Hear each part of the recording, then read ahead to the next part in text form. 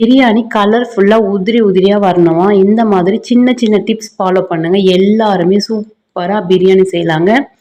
உதிரி உதிரியாக கலர்ஃபுல்லாக வரும். ஃபஸ்ட்டு எண்ணெய் சேர்த்துப்போம், நெய் சேர்த்துருக்கேன். இதில் ஸ்பைசஸ் பட்டை, இலை, கிராம்பு, நட்சத்திரப்பூ, 2 ஏலக்காய் சேர்த்துக்கோங்க. நீல வாக்கில் கட் பண்ண வெங்காயம் சேர்த்து வெங்காயம் கோல்டன் ப்ரௌன் வர மாதிரி நல்லா வதக்கணுங்க.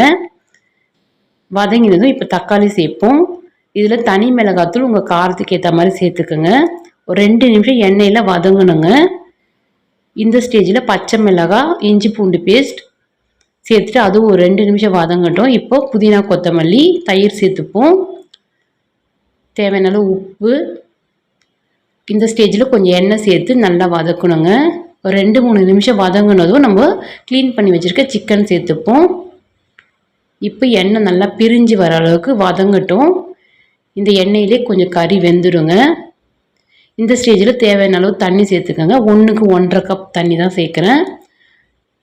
இந்த ஸ்டேஜில் உப்பு வேணாலும் சேர்த்துக்கோங்க. இப்போது தண்ணி கொதிச்சதும் க்ளீன் பண்ணி 1/2 மணி நேரம் ஊற வச்சுருக்க பாசுமதி அரிசி சேர்த்துக்கோங்க. இந்த ஸ்டேஜில் தாங்க நம்ம ஸ்டவ்வை ஸ்பீடாக வைக்கணும். அப்போ தான் எல்லா பக்கமும் அரிசி ஈக்குவலாக ஈவனாக வேகும். நல்லா ஸ்பீடாக வச்சு விடுங்க. ஒரு தடவை மிக்ஸ் பண்ணிவிட்டு தட்டு போட்டு மூடி விட்டுடுவோம்.